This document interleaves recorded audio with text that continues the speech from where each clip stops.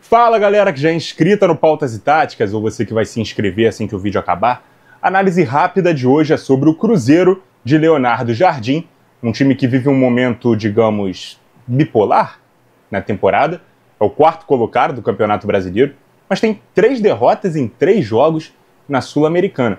Fato que levou o tarimbado técnico português a mexer no time, barrar vários medalhões, é o que parece encontrar uma base de escalação que consegue entregar a intensidade e o equilíbrio que ele busca. Só lembrando, galera, eu tô gravando no dia 4 de maio. Hoje tem Cruzeiro e Flamengo, mais tarde, à noite. Mas eu tô com o recorte da 6ª rodada do Campeonato Brasileiro, beleza? Então o último jogo do Cruzeiro foi contra o Vasco, no Brasileirão. Teve Copa do Brasil aí no meio de semana também, enfim. Mas a minha referência sobre Brasileirão é o Vasco. Na época que esse vídeo for ao ar, o Cruzeiro vai jogar mais algumas vezes. Contra o Flamengo, hoje, no Brasileiro, hoje dia da gravação, e pela Sul-Americana vai jogar de novo, tá? Mas sempre que eu falo aqui de resultados, são os resultados referentes ao momento que eu tô gravando. Até porque eu não sou maluco e não vou adivinhar o futuro. E outra, já aconteceu aqui de eu fazer análise de um time e porque o time estava bem, e aí até o vídeo sair, porque eu tenho um cronograma aqui para seguir, tá? Eu gravo o vídeo, já posto, já tenho um dia agendado, beleza? Tem um cronograma, sou organizado aqui no meu trabalho, rapaz, me respeita. Aí até o vídeo sair, o time já mudou completamente, mudou padrão, trocou treinador, ou não tá mais tão bem como tava quando eu fiz a análise, aí, parceiro, aí eu não tenho culpa. Mas eu sempre falo aqui qual foi a data da gravação para vocês terem como referência. Até porque o vídeo vai ficar aqui no YouTube, direto. Então você pode assistir ele quando quiser. Então você fica aqui com a referência de quando eu gravei, beleza? Time base do Cruzeiro nesse momento é o seguinte. Deixa eu dar uma olhada aqui no enquadramento rapidinho. Bom, né? Deixa eu subir aqui um pouquinho a prancheta. Para não ficar cortado. Cássio no gol. Fagner na lateral direita. Fabrício Bruno ou Jonathan Jesus e o Vidalba na zaga. Essa base de escalação aqui também eu tô usando dos últimos jogos que eu vi do Cruzeiro, tá? E o Kaique na lateral esquerda. Lucas Romero e Lucas Silva, os dois volantes. Christian na ponta direita. Matheus Pereira, o meia centralizado. Wanderson na ponta esquerda. E Caio Jorge é o centroavante. Aí esse elenco ainda tem nomes como o lateral William e o zagueiro João Marcelo, ambos machucados. Assim como o volante Matheus Henrique, também machucado. O também volante Wallace, o meia Eduardo, os pontas Bolazzi e Dudu. E os atacantes Lautaro Dias e Gabriel Barbosa, o Gabigol. Vários dos reforços chegados ao clube com muita pompa no início do ano, mas que com o treinador acabam sendo opções por diversos motivos, sobretudo no que diz respeito a encaixe coletivo e entrega tática, beleza? Vamos entender um pouco disso aqui a partir de agora. Esse time joga num 4-2-3-1 com variações interessantes, seja com ou sem bola. Na saída de bola, a equipe abre a defesa, espaçando os zagueiros, mantendo os laterais mais à frente, e os volantes centralizam na frente dessa primeira linha com uma saída de 2+4, beleza? É a chamada saída sustentada. Ficam aqui os jogadores mais defensivos, todos próximos da própria área, para poder dar muitas opções de passes a esses jogadores, beleza? O time avança com os dois laterais ao mesmo tempo e aproxima os pontas do meia e do centroavante. O objetivo é sobrecarregar a última linha do adversário, gerando espaço pelos lados. Então ficam todos aqui muito próximos, centralizados, e os laterais sobem ao mesmo tempo, beleza? Se o lateral adversário se desloca por fora para dar combate no portador aberto, o time tem sempre um jogador para infiltrar nas costas dele, quase sempre um dos pontas mais fechado. Vou botar a defesa aqui do adversário rapidinho para a gente poder explicar essa parte. Então a gente vê aqui uma defesa compacta, só que com um lateral aqui subindo para dar combate. Olha o buraco que se abriu para a infiltração desse jogador. Beleza? É disso que esse tópico aqui que eu coloquei está se referindo. O lateral tem a bola, o lateral se desloca, né? O lateral adversário, no caso, se desloca, ele faz o passe para um ponta poder infiltrar nesse meio espaço entre lateral e zagueiro que acaba se abrindo. Os volantes ficam responsáveis por articular as jogadas por fora do bloco. Por vezes, o Matheus Pereira sai do bloco para ajudar na construção, mas quando ele faz isso, normalmente atrai um marcador e gera espaço para outro atacante aproveitar. Vamos explorar isso aqui também. Eu tô falando dos volantes. E quando eu falo de bloco, eu falo de, por exemplo, um time que está marcando em 2 linhas de 4. Então, a equipe do Cruzeiro ele vai trabalhar com esses jogadores aqui por dentro do bloco de marcação e os volantes por fora, beleza? Sendo esses caras aqui de passe de retorno. Normalmente os times colocam os volantes dentro do bloco e armam os jogos com os zagueiros. O Léo Jardim, ele faz... Leonardo Jardim, né? Léo Jardim é o goleiro do Vasco. Não sou íntimo, assim, do técnico do Cruzeiro para chamar ele de Léo. O Leonardo Jardim, ele toma um pouco mais esse cuidado para não deixar só a zaga muito exposta numa linha muito alta, né, e tendo mais metros para cobrir. Então ele arma o jogo com os volantes, ataca com menos gente, né, não colocando os volantes para trabalhar junto, mas tem aqui os laterais para compensar isso por fora, os pontas sem amplitude, né, os pontas mais por dentro, e aí quem fica aqui trabalhando essas jogadas aqui por fora são realmente os dois volantes. E por vezes, como eu anotei aqui, o Matheus Pereira sai do bloco para poder dar um pouco de superioridade numérica, por exemplo, contra 2 atacantes que marcam na altura dos volantes, chega aqui esse terceiro elemento.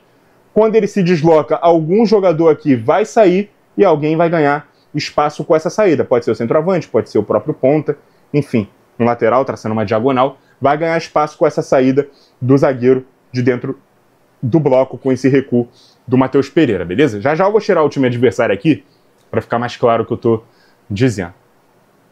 Outra estratégia é empurrar a defesa para longe dos meio-campistas, para que os volantes tenham mais espaço na articulação. O Lucas Romero finaliza bem de fora da área e também pode arriscar para aproximar. Então o que eu quero dizer com isso aqui? Com esse bloco aqui mais próximo da primeira linha, conforme eles vão avançando, eles vão empurrando, né, essa primeira linha para trás.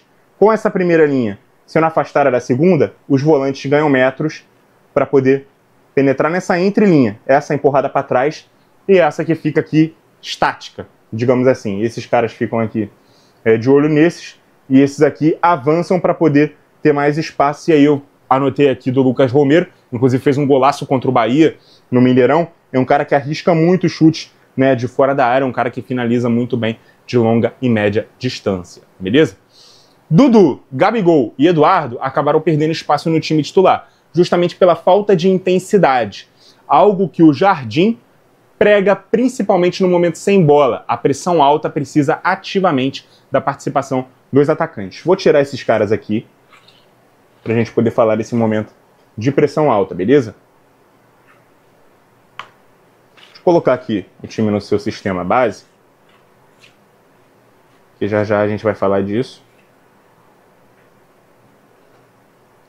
Deixar só a defesa do adversário aqui, porque agora é falando sobre a marcação em pressão alta que a equipe do Cruzeiro faz, principalmente no corredor central, né, com esses 4 jogadores. Mas quando a bola migra para o lado, os jogadores do centro recuam no primeiro momento no 4-4-2 com o Matheus Pereira avançando.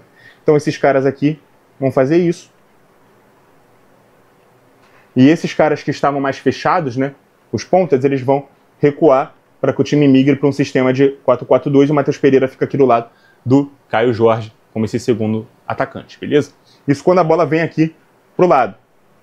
Eles fazem esse tipo de movimento. Num segundo momento, os volantes, pontas, meia e centroavante se montam na sua plataforma base, porém anulando as opções de passe próximas ao lado em quem está a bola. Ou seja, quando o time vai recuando essa pressão, vai migrando aqui para uma pressão média, o Matheus Pereira,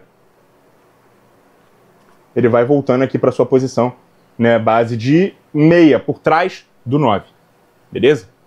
Se algum ponta recuar para se apresentar como opção, o lateral do mesmo lado avança e acompanha o recuo. A linha de defesa acompanha o avanço e monta uma linha de 3 mais atrás. Ou seja, o time está aqui, ó, pressionando alto. Se vem aqui algum ponta para poder se apresentar como opção de passe, o lateral vai voltar junto com ele. Ou melhor, vai avançar junto com ele. Porque o ponta está correndo para trás, o lateral está correndo para frente. Então, seja o Fagner, seja o Kaique, seja o William, quando voltar aqui na direita também, ele vai fazer esse acompanhamento do ponta que recuar para se transformar numa opção de passe. E aqui, os outros defensores vão formar uma linha de 3. Vai fazer a basculação defensiva para poder todo mundo proteger o lado da bola e não ficar um buraco, né, nas costas desse jogador que subiu para poder marcar o ponta. Até porque um outro jogador pode se deslocar e aproveitar esse espaço, beleza? Como eu disse, em bloco médio, o ponta do lado da bola sempre fica atento ao portador. O ponta do lado oposto centraliza junto com o meia, principalmente para anular times que visam ter superioridades com bola no meio campo de 4 contra 3. Vamos lá, então, explicar essa parte. Se o ponta aqui subiu, esse outro ponta, ele vai fazer essa basculação aqui, ó, para poder ajudar. Ele vai ficar quase que como um terceiro volante, tá? Em bloco médio. Porque se esse ponta aqui subiu para poder marcar o lateral, o outro ponta, ele vai fazer aqui essa trinca dos meio-campistas. Se o adversário tem 3, o Cruzeiro vai ter 4. Se o adversário tem 2, o Cruzeiro vai ter 3 aqui. Então sempre o Cruzeiro vai buscar ter essa superioridade, né, no setor central do campo, beleza? Eu não estou baixando muito a prancheta para ela sair aqui no enquadramento, não. Talvez eu esteja, peço até desculpas para vocês. Vou dar uma levantadinha aqui para ficar melhor, beleza? E o time lida muito bem com a possibilidade, de precisar defender uma inversão de lado recompondo em velocidade, para fechar em bloco baixo, com pelo menos 6 jogadores, os 4 defensores, mais os 2 volantes. O que é isso aqui? Se o time pressionar e marcar muito um dos lados da bola e gerar um espaço, um buraco do outro lado, se precisar fazer uma inversão, o time todo corre para trás para poder defender em bloco baixo, especialmente com a linha de defesa e os 2 volantes, tá? Eles sempre vão estar atrás da linha da bola. Esses 4 caras aqui não necessariamente, mas eles exercem uma pressão alta, tão grande, que para correr para trás eles ficam um pouco mais liberados. Agora esses aqui fazem uma recomposição imediata, muito rápida e muito eficiente. Eles conseguem proteger o lado da inversão de uma forma tão rápida, né? Pelo menos eu tenho observado isso no time do Cruzeiro, que o time não sente tanto, né, essa fragilidade, né, de ter um lado mais fraco quando faz essa basculação para o lado que protege, e aí quando a bola é invertida eles conseguem correr e proteger o outro lado de uma forma rápida com esses 6 jogadores, beleza? Muito se falou sobre o Super Cruzeiro, né, que estava sendo montado no início dessa temporada pela SAF do clube, com vários nomes ali muito midiáticos, mas era bola cantada que vários deles não poderiam jogar juntos, devido à necessidade que muitos deles têm de serem preservados no momento sem bola. Por exemplo, o encaixe Eduardo Matheus Pereira seria muito difícil. O encaixe Caio Jorge e Gabigol seria muito difícil. O Dudu, ele jogaria na ponta, ele jogaria como segundo atacante, mas como ponta ele não recomporia. Se ele jogasse de segundo atacante, ou o Caio Jorge ou o Gabigol iriam para o banco, enfim. O encaixe desses todos os jogadores juntos seriam realmente muito difíceis, beleza? E ao optar pela saída do Fernando Diniz, que era uma outra bola cantada, né, o clube trouxe um treinador muito requisitado, né, do futebol europeu, e que eu confesso, eu desacreditei que ele viria para o futebol brasileiro. Teve uma caixinha de perguntas aqui que eu fui questionado sobre o Leonardo Jardim, no Cruzeiro, e eu falei, cara, eu duvido que ele venha. Eu não acho que ele vai vir. E ele acabou vindo. A luz piscou aqui, galera. Espero que não tenha prejudicado aqui a gravação. E ele veio, cara. Ele veio e ele não teve medo, né, de colocar grandes medalhões no banco, né, como o Gabigol, como o próprio Dudu. Por vezes nem entram nos jogos, né? O Dudu, inclusive o Pedro Lourenço chegou a dar a entender que ele vai sair da Raposa após reclamar da reserva. Teve um vídeo ali com um torcedor. E aí, o Dudu vai sair do Cruzeiro? Ele fez assim, né? Dando a entender, né, que ele realmente iria ser negociado. E aí o time começou a se encontrar, né? Pelo menos no Campeonato Brasileiro, onde teve boas performances, como no 3-0 contra o Bahia, como no 1-0 contra o Vasco. Talvez seja tão prematuro dizer que o técnico achou o time e encontrou uma forma de jogar, como era afirmar que o elenco de estrelas iria dar errado. Fato é que o discurso de rodar mais o elenco e não trabalhar com a ideia de um 11 fixo tem sido rechaçada nos últimos jogos. E foi repetindo a escalação que teve bons desempenhos que a Raposa tem feito suas melhores partidas nessa temporada. Muito obrigado a você que acompanhou o vídeo até aqui. Continue ligado no Pautas e Táticas. E até a próxima!